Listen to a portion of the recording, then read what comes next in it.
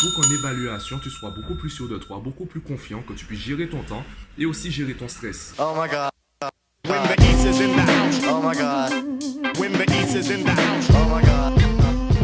Yo, quand j'étais élève, il m'est très souvent arrivé de dire le professeur ne nous a pas donné assez de temps. Pour moi, le sujet était réalisable en 2 heures et on nous donnait simplement 1 heure pour le faire. Évidemment, dans ce schéma-là, c'était impossible pour moi d'avoir tous les points. Avec le temps, je me suis rendu compte en fait que je me mentais à moi-même parce qu'au moment de la correction, je me rendais compte que le sujet quand même était assez facile. Les réponses étaient accessibles pour moi. Le problème, c'était pas le sujet ou le professeur, le problème c'était ma gestion du temps. Et je me rappelle d'une anecdote, du moins de mon expérience, lorsque les téléphones portables ont commencé à se populariser ainsi que les smartphones, on a tous délaissé nos montres pour nos téléphones. Donc comme on regardait plus l'heure sur nos montres, on a commencé à les retirer de nos poignets. Et du coup, en évaluation, je n'avais plus de repères.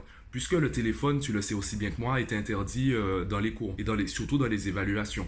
Donc comme je n'avais plus de repères, je ne pouvais plus gérer mon temps. Du coup, le temps passait, moi je ne le voyais pas. Le fait d'avoir pensé à ça, je me suis dit, tu sais quoi Mathieu, tu vas prendre ta montre, tu vas la laisser dans ta trousse et au moment de l'évaluation, tu vas la sortir. Puisqu'on ne peut pas t'interdire la montre, parce qu'elle elle t'apporte aucune réponse, au moins ça permettra de voir le temps. Et le fait de m'intéresser à la gestion du temps plus tard, je me suis rendu compte qu'on pouvait aller plus loin, que je pouvais aller plus loin. Et l'enseignement que je donne à mes élèves, c'est surtout d'anticiper l'évaluation. Gérer son temps en se chronométrant à la maison. La concentration maximale, c'est prouvé scientifiquement, dure en moyenne 25-30 minutes. Cela veut dire que ça sert à rien de croire que tu pourras rester 45 minutes concentré à fond. Autant que tu te donnes 20-25 minutes, 30 minutes sur un exercice et après tu fais une pause.